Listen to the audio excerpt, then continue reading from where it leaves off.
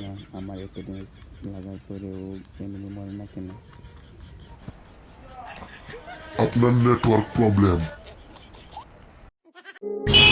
আস্তে আস্তে বাদ দিয়ে দেবো ভাই, আমি আর এই জগতে থাকবো না।